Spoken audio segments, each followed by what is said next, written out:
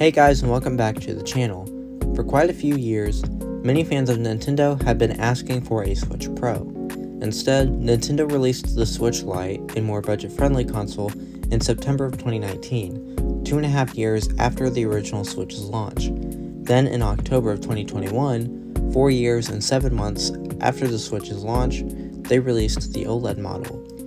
Many fans were disappointed for not receiving a Pro model with better performance, better screen, and overall, anything that made it the best option for Nintendo's ecosystem. However, by this point, people moved on from the idea of a Pro model, and instead focused on a Switch successor.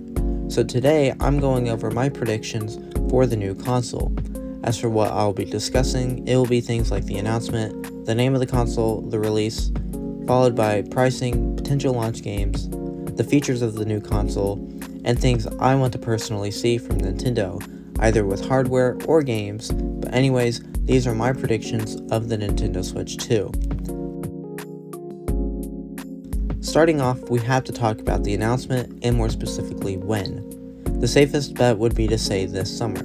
This is obviously due to when most gaming companies and studios show off what they've been working on. It also aligns with Summer Games Fest as well. I was watching a podcast and there was a small speculation of sometime in February due to an investor's call. However, this idea was quickly debunked as those involved in the podcast said that Nintendo wouldn't want to announce the new console as it would kill any hype for a game up until June and July. Not only this, but one person said that they wouldn't expect that long of a wait from announcement to release. I'll go ahead and show the clip for you guys as they can better explain it. We should talk about right now is when we think the Switch 2 is going to get announced, because obviously there have been a lot of news stories regarding the Switch 2. There's been rumblings of a Nintendo Direct in February. So that's sort of like the first question I just want to open to the floor with. Like, when do you think we're going to see this thing? And anyone can speak. Well, it was interesting that you said that you thought it was imminent, because I actually kind of disagree with that. We're going to start a little bit more spicy. Okay. Because I think the Switch 2 will be later in the year. I know we'll get into that later. So I don't think Nintendo likes to do long lead time for this. So I think we're getting the announcement in the summer. I think we're going to have a big summer event for this, for the Switch 2 or whatever it's going to be called. And I think anything between now and then is just going to be wrapping up the OG Switch software lineup for really the first half of this year. Right on. Wow, I did not expect you to say summer. So you don't think anything's going on with like the Nintendo financials happening in February? Wow. Nope. Stealth, do you disagree? Because I feel like you do. Actually, I might surprise you. I kind of agree. I feel like we're gonna get one last Switch-focused Nintendo Direct in February. Okay. Gonna give us release dates for Paper Mario and Luigi's Mansion. And then after that, there'll be a showcase, perhaps over the summer. I think they might give it a little bit of breathing room between the last Direct and the Switch 2 showcase. Right on. Anybody else agree with me that they think it's going to happen in February? Anybody? I was about to agree with you, but then when they all started to bring this up about the summer, my brain started to go there. Bro. Peer pressure. It's peer pressure. I had it. But then I'm thinking about, Nintendo has this Nintendo Live thing going on, like at PAX West and all this stuff, and by potentially announcing it right now, they can kind of ruin the launch of the certain games coming up. Like it might, throw away the hype from it. Like, oh, why should I bother purchasing these Switch games when the new system's coming out? And I don't think they do that to their games. So that's kind of why I just like flip-flopped. If you guys are interested in watching the podcast, I'll be sure to leave a link in the description if you want to check it out for yourselves. During the announcement, we'll obviously get the name of the console. So, what will the name of the console actually be? While many people are calling it the Nintendo Switch 2, I've never seen Nintendo taking the Sony route by adding a number to the side to signify a newer console with better performance. Some have speculated the name to be the Nintendo Super Switch.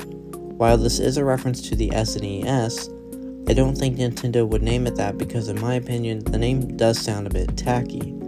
If I had to guess, the new Nintendo hardware could be called something like the new Nintendo Switch. This is very similar to the naming scheme that what they did with the new Nintendo 3DS and 2DS. It would also be easier for older parents and grandparents who aren't huge into knowing a lot of gaming.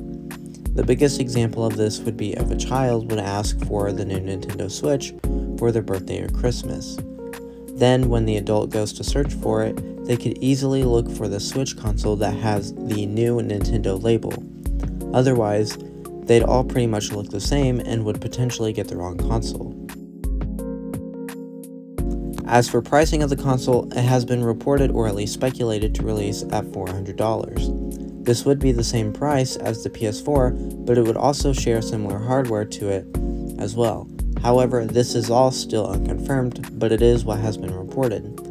I don't think Nintendo would be able to get away with selling a console above that price point as of right now, considering that they're more of a family-friendly budget gaming company in terms of hardware.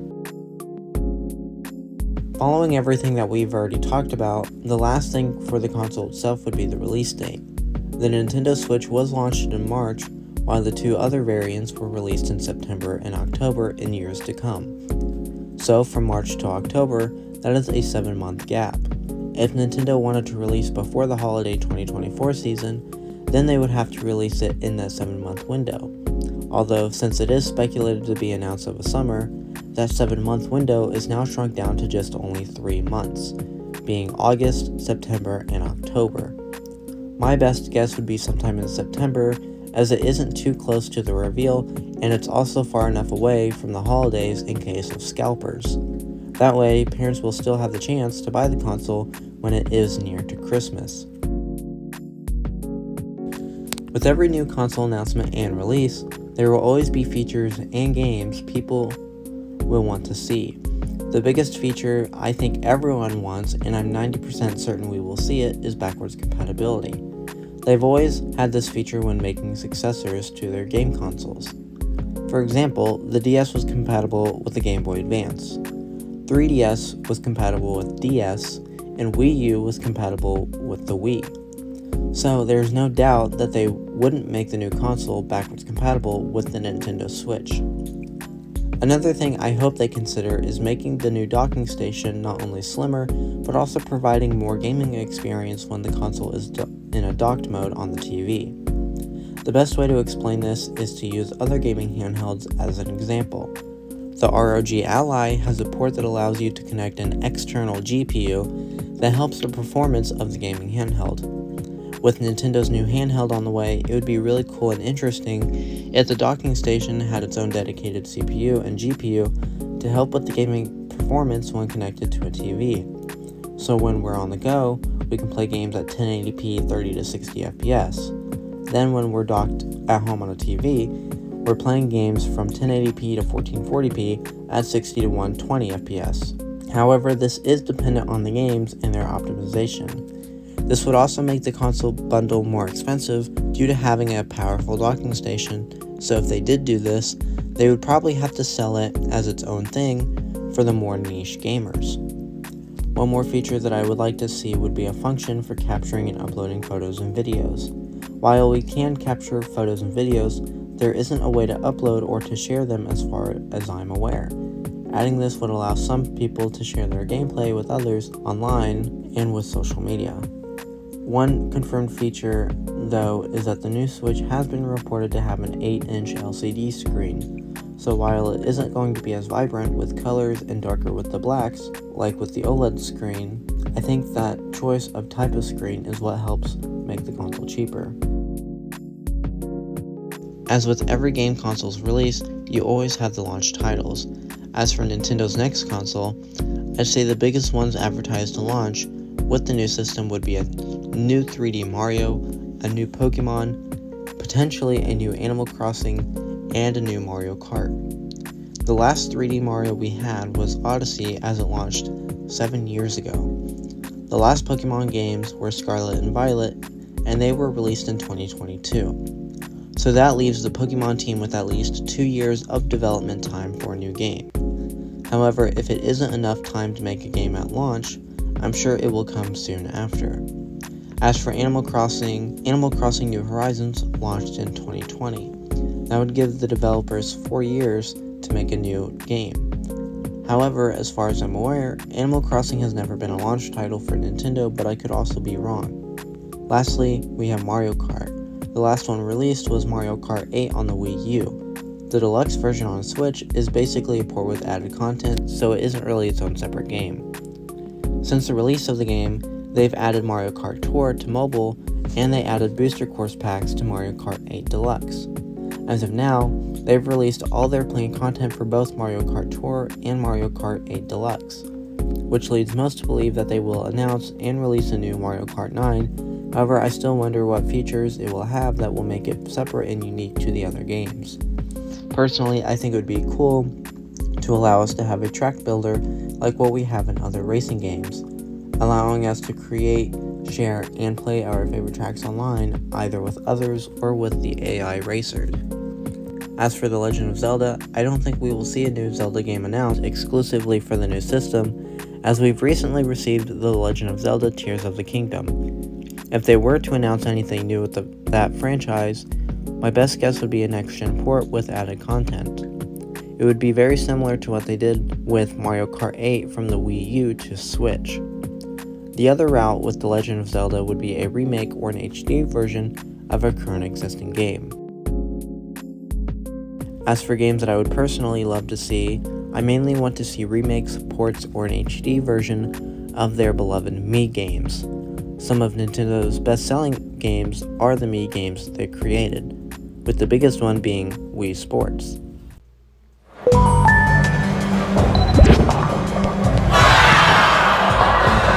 Outside of Wii Sports, I'd love to see a return to Wii Sports Resort, Nintendo Land, and probably my favorite of the bunch, Tomodachi Life. Now, I know they already have Nintendo Switch Sports, but it doesn't feel as good as the original. So if they are making new Mii games, or making a remake or an HD version of the older Mii game, please make it as good as the originals.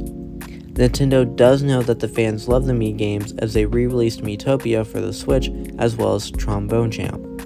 Another game that they've already made is Super Mario Maker, and they did expand upon it with the second game. What I would personally like to see would be a 3D Super Mario Maker, as it would basically be a new unique twist to an already good game.